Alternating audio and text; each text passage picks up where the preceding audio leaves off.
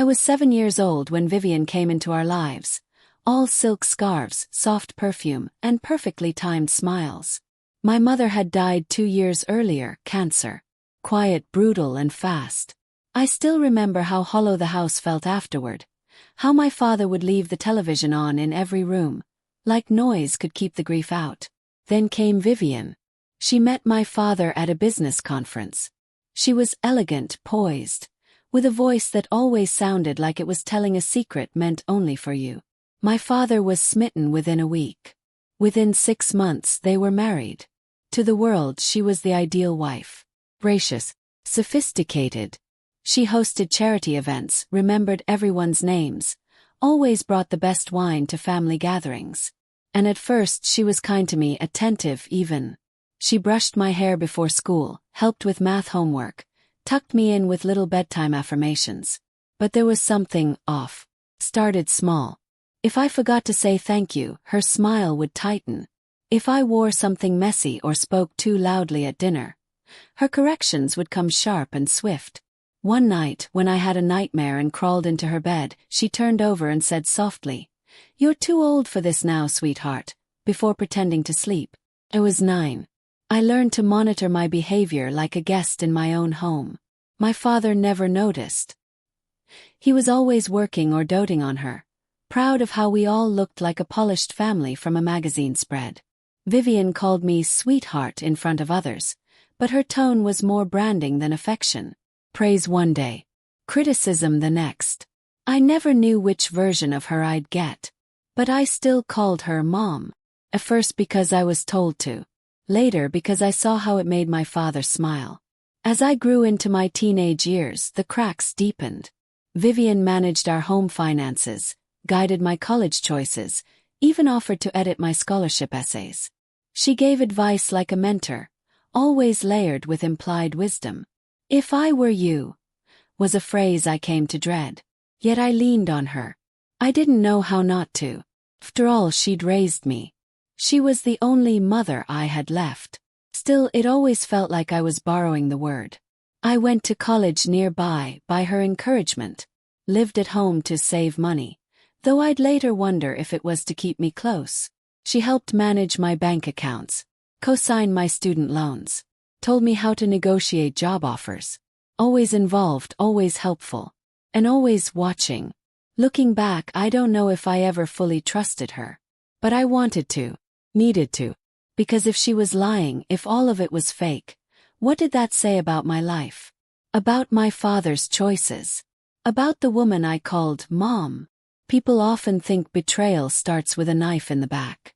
Sometimes, it begins with a smile across the dinner table. A gentle hand on your shoulder. A whispered promise that you're loved, safe, part of something permanent. She smiled when I called her Mom. I didn't realize it was the first word in a silent contract. It happened fast. One morning during my final year of college, my father called me from the hospital. He'd driven himself in after waking up dizzy and short of breath. "Just a precaution," he said, brushing it off like it was a stubbed toe. But within a week, we knew it was worse. Advanced heart failure, brought on by a condition none of us even knew he had. Vivian became the perfect caretaker. Appointments were scheduled, medications managed, visitors screened with polite but firm grace. I stayed by his side every moment I wasn't in class, clinging to hours I didn't know were counting down. One evening, just the two of us, he took my hand and said, "No matter what happens, you'll be okay. I've made sure of it." I nodded, tears already pooling. "The house," he added, "the shares in the firm, the life insurance. It's all meant for you, kiddo. Vivian knows. She understands." I believed him. Course I did. He wasn't just my father, he was my anchor, my compass. If he said I'd be okay, then I would be. When he passed 2 weeks later, everything blurred. The memorial, the flowers, the hushed condolences. I remember people hugging Vivian like she was made of porcelain, and how she cried in perfect, photogenic anguish. I remember someone squeezing my hand and telling me, "You'll be well taken care of. Your dad adored you." And then the reading of the will came. I sat across from our family attorney, The same man who used to bring me peppermints when I visited Dad at work. He looked nervous, avoided my eyes. The will was brief, clean, legally airtight. Everything, the house, the business assets, the savings accounts, the insurance policy, was left solely to Vivian. I stared at the page, waiting for the part that must have been missing. Waiting for a clause. Trust. A should anything happen paragraph with my name. Never came. Vivian sat beside me, eyes red-rimmed but dry now. She placed a hand on mine and whispered, "This is what your father wanted. He knew I'd take care of everything, including you. Including me. Like a side note. Like a charity project." My mouth opened but no sound came out. My father, the man who said I'd be okay, had left me nothing. Not even the house I'd grown up in. Not even a letter. Just a woman in pearls and tears telling me to trust her. Again. I left the office without speaking. Outside, the wind was sharp and cold, like it knew something I didn't. That day, something cracked deep inside me. Not just grief, not just disbelief. Something older. Wiser. She didn't steal money. She stole my father's final promise. The day I tried to talk to Vivian, really talk, she looked at me like I was breaking something fragile. "I don't know why the will turned out this way," she said, voice trembling just enough to seem sincere. "Your father handled everything with the lawyer. I thought you were included. I truly did." Her hands fluttered to her chest like she was the one who'd been betrayed. "I trusted him," she added, eyes misting. "Just like you did." She didn't apologize. She didn't offer anything. Instead, she poured us tea and acted like grief was a warm blanket we could huddle under together. Days passed in foggy pieces. When I asked about staying at the house for a few weeks, just until I could figure things out, she frowned with practiced regret. "It's just too painful," she said softly. "I need space. And I think you do too." By the end of the week, I was standing in the driveway with a duffel bag and no key. My childhood room, where I'd taped college acceptance letters to the wall, where I had whispered late-night secrets into the dark, now had a new lock. She promised to keep my things safe, but when I asked for Dad's old watch or even a few family photos, she said they were misplaced or not appropriate right now. What followed was an unraveling I hadn't expected. Relatives started calling, distant aunts, cousins I'd met once at weddings, asking why I was causing trouble for Vivian. Friends who had once praised my strength started side-eyeing my frustration. Vivian had made the rounds, calmly explaining that I was struggling with grief, that I had become unpredictable, that she was doing her best to honor my father's memory while dealing with my outbursts. I hadn't yelled once. I hadn't cursed. I hadn't broken anything except my own heart. But the damage was done. The narrative was hers now. People who used to call me brilliant and kind started treating me like a fragile glass of milk left too long in the sun. My messages were met with silence, or worse, pity. I bounced between couches for a while. A college friend's guest room. A friend of a friend's futon. I ate boxed noodles and filled out job applications with shaking hands. Late one night, I sat on a stranger's balcony, my borrowed jacket pulled tight, and realized I was starting to question myself. Had I misunderstood my father's words? Had I imagined the warmth in his eyes when he promised me the future? Had I made Vivian into a villain because it was easier than accepting the truth? That was her greatest trick. Not taking everything I had, but making me wonder if I deserved it at all. Vivian didn't scream. She didn't threaten. She didn't hit me. She just rewrote the story. And made the world believe I never belonged. Grief is a strange thing. It leaves you hollow, slow, fragile, like you're moving underwater while the rest of the world swims past without noticing. And for a while I let it consume me. I let it convince me I was powerless, forgotten. But ghosts don't stay quiet. It started with something simple, a craving for something familiar. I logged into my father's old email, one I still had access to through a shared family device. I wasn't looking for anything specific. Maybe a photo attachment, maybe a memory. Just something of him. Instead I found a draft. It was saved 2 months before he died. unsent, buried beneath hundreds of folders. Subject: contingency thoughts, just in case. I opened it with trembling hands. If anything happens to me suddenly, make sure Emma gets the original version of the will. I've seen some strange behavior lately from Vivian. She's been pushing me to revise estate documents and keeps asking about shares. Something feels off. I just need more time to think clearly. But if this note ever matters, it means I ran out of time. In his words, clear and deliberate. I stared at the screen until my eyes burned. My heart thudded so hard I could hear it over the silence. He knew. He saw her for what she was, even if it was too late. I started digging. I found a folder labeled Legal on an old drive, long forgotten in my college laptop's backup. Inside were PDFs of an older will, signed and notarized, leaving everything to me. The house, the shares, the personal effects. Dated 6 months before Vivian helped him rewrite it. Why didn't I think to look sooner? Fueled by fury and clarity, I called Tomas, one of Dad's oldest employees from the company. He'd retired last year but always liked me. When I asked to meet for coffee, he said yes instantly. We sat across from each other in a quiet booth. When I told him I suspected foul play, he didn't look surprised. I didn't want to say anything, he admitted. But I wondered when you'd come asking. A month before your dad passed, Vivian started making calls. Quiet ones. Asking about transferring minor shares, citing tax reasons. She pushed your dad to sign forms during his chemo sessions, when he could barely keep his head up. He paused. We all saw it, but she had power of attorney. And she made it clear we'd be replaced if we questioned her. My stomach turned. So it wasn't a sudden tragedy.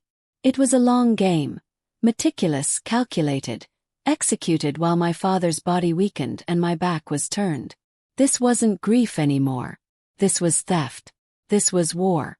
I spent the next few days collecting everything. Screenshots, printouts. I went from mourning daughter to silent investigator. And with every discovery, every breadcrumb of truth, my spine straightened a little more. I wasn't crazy. I wasn't forgotten. I wasn't unworthy. She erased my life like I was a guest. I would return like an heir. The thing about being underestimated is that people never see you coming. Vivian had spent so many years treating me like a fragile afterthought that she truly believed I'd stay buried in grief, too broken to rise. She thought I was erased. She was wrong. Began with research. Quietly. Methodically. I read late into the night about estate law, testamentary capacity, undue influence. It didn't take long to realize I had more than just a suspicion. I had a case. I found an attorney named Mara Calder. She was sharp, no nonsense, and specialized in will fraud and financial elder abuse. Her office was tucked into a small building across town, but the moment we met, I knew she was exactly who I needed. I handed her the draft email from my father, the old will, and a bullet point list of what I knew. Mara scanned everything in silence, then looked up and said, "You've got more than a case. You've got a buried truth that wants daylight." Together we began the real work. Mara helped me construct a timeline, the chemo appointments, the hospital stays, the dates of document revisions, and the bank transfers. We pulled medical records that noted my father's increasing disorientation toward the end. One nurse even wrote, "Patient appears confused, not lucid enough for important decisions today." Powerful words. Legal ammunition. Next, we tracked down the original witnesses to my father's earlier will, the one that named me as sole heir. One had moved to another state, but after a few phone calls and some awkward reconnections, I found both. I remember that day clearly. One of them told me over Zoom, "Your dad was proud of you. Said he wanted to make sure you were protected, no matter what." Their willingness to testify became the spine of our case. Meanwhile, I quietly started gathering every shred of evidence I could. I still had limited access to the old cloud account and pulled old family security footage. Mostly uneventful, until I spotted Vivian wheeling my father into the study at 10:43 p.m., days before the new will was signed. He looked weak, barely upright. She was whispering, pointing at papers. He saved it, time-stamped it, labeled every file like a forensic archivist. Emails, credit card statements, share transfers. All the silent threads of manipulation she wove while pretending to mourn. And while I built the foundation of my return, Vivian danced in the spotlight. She was dating again. A polished man with a sharp car who clearly didn't know her history. I saw them once at the country club.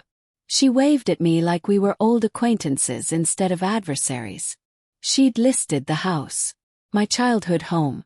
The one my father built brick by brick, and promised would be mine. But she had no idea that beneath the surface, her empire was starting to rot.